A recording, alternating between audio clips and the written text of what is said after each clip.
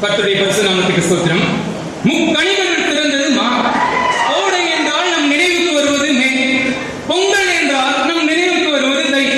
இம்மூன்றையும் இணைத்தால் இணைந்து வருவது மாமேதை. அம்மாமேதை அமர்ந்திருக்கும் நடுவர் அவர்களுக்கு என் முதற்கண் வணக்கத்தை தெரிவித்துக் கொண்டு, முத்தமிழின் சங்கமத்தில் முனைந்தெழுந்த நல்முத்தே, முக்கணியின் சுவை கூறும் முத்தமிழின் வித்தகரே, நடுவர் அவர்களே, என்னுடைய ஆயர் பெருமகளே, அவர்களுக்கு என் மனமார்ந்த நன்றியை தெரிவித்துக் கொள்கிறேன். இங்க வந்து எனக்கு கொடுத்திருக்க தலைப்பு பாத்தீங்கன்னா அருமையான தலைப்புங்க. வன்முறையற்ற சமுதாயம் உருவாக சமாதானம் பண்ண முடியுமா? பண்ண முடியுமா? எங்க பண்ண முடியும்? பைபிள்ல சொல்லிருக்காங்க. முதல்ல நம்ம ஒரு ஸ்டெப் பை ஸ்டெப்பா போவோம். சமாதானம், குடும்ப சூழ்நிலையில சமாதானம். குடும்ப சூழ்நிலை சமாதானமாக இருக்குங்க. வீட்டாரே உன் சத்துரு, வீட்டாரே உன் சத்துருவாமா. பெற்றோர் பிள்ளைகளுக்கு, கணவன் மனைவிக்கு, மாமியார் மருமகளுக்கு ஒரே சண்டை சச்சரவு தான். எங்க சமாதானம் வரும்? வரவே வராது. சமாதானமே வராது.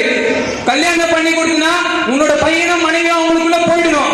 பெற்றோருக்கு திருமணத்துக்கு ஆலோசனை மட்டுமே இருக்க வேண்டுமே தவிர உங்களுடைய ஆளுகை இருக்கக்கூடாது.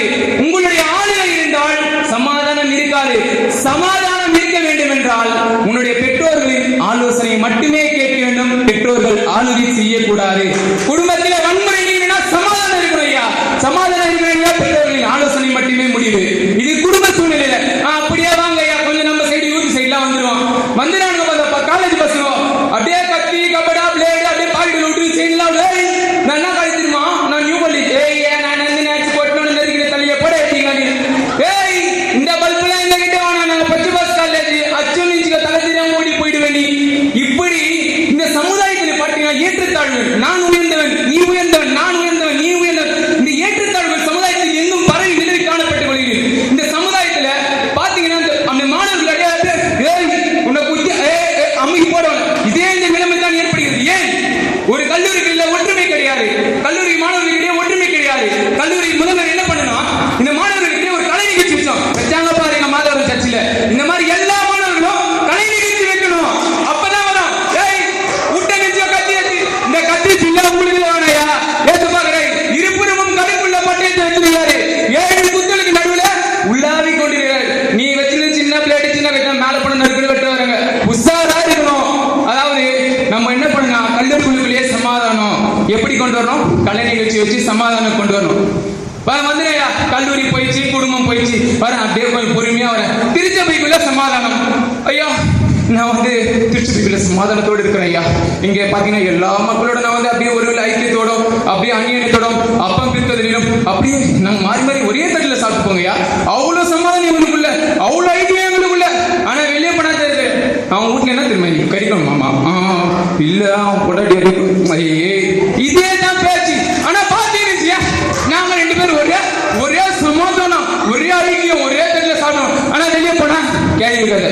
இதேதான் அப்படியே சமுதாயத்தில் அப்படியே ஊடி போயிடுச்சு. ஏதாவது சொல்ல பழைய குருடி கதவை திருடி சும்மா போய் சொல்லுவாங்க எல்லா காரியம். நாங்களாம் நல்லவங்க, நானும் அவனும் 25 வருஷம் நட்டுங்க. அப்படியே எங்க பொண்ணு அவங்க அவ்வளோ க்ளோஸ். ஆனா வெளியே அவங்க பொண்ணு பத்தி தெரியுமா அவங்களுக்கு? அந்த பையன்ல பக்கத்து பையன். இதே புரளிகள். இது ஒழியணும். இது எப்படி ஒழியும்? உங்க இரு வீட்டாரோட இணைப்பு இருக்கணும், ஒரு பந்தம் இருக்கணும். ஒரு அத்தை, ஒரு மாமன், அப்படி ஒரு பக்கத்து வீட்டுக்காரங்க ஒரு வன்முறை இருக்கக்கூடாது. தண்ணி சண்டை, கொடா சண்டை, இந்த இதெல்லாம் தேவையே கிடையாது.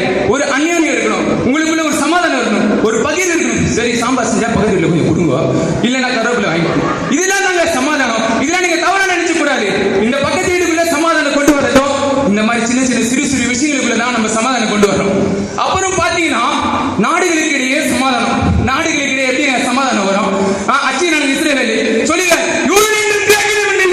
அடிமை என்றும் சிறார் என்றும் இல்லை, ஆண் என்றும் பெண் என்றும் இல்லை. நீங்க எல்லாரும் கிறிஸ்து இயேசுவுக்குள் ஒன்றாக இருக்கிறீர்கள். எங்கேயா இருக்கிறாங்க? ஒன்னா எங்க மகறாங்க பார்த்தா அச்சிக்கிறானுங்க. இஸ்ரேல் எங்க குட்டிலே தான் இருக்கிறானுங்க. 3 நாள் ஒப்பந்தம் போட்டாங்க. தனி நிறுத்தி 3 நாள் ஒப்பந்தம் சுடக்கூடாது. 72 மணி நேரம் தனி ஊற்றுல போட்டாங்க. அடுத்த நிமிஷமே சுட்டுக்கிறானுங்கம்மா. ஏன் சுட்டுக்கிறானுங்க? அங்க ஒரு ஒற்றுமை கிடையாது அவனுக்குள்ள. நான் உயர்ந்தவன். பைபிள்ல சொல்லிட்டான், இஸ்ரேவேல்ல காணாம போனாங்க, ஏதாவது தேடுதா மீட்கலாம் வந்தீங்க. இஸ்ரேவேல் ஆட்ட முதல்ல அசைய முடியாதுன்னு சொல்லிட்டாங்க பைபிள்ல. அதனால இஸ்ரேவேல் நீ என்ன வேணா சுடு, கண்டிப்பா உனக்கு ஒரு நாள் தண்டனை இருக்கு. இப்போ ஒரு கொஸ்டின் பாருங்கம்மா சொல்றேன். நீ தப்பு செஞ்சுட்ட, நான் என்ன பண்ணிடுறேன்? இஸ்ரேவேல் பாலஸ்தீன மக்களை குத்தி கொலை பண்ணிட்ட, செத்து போயிட்டான். நீ என்ன பண்ணிடுற? சரி ஒரு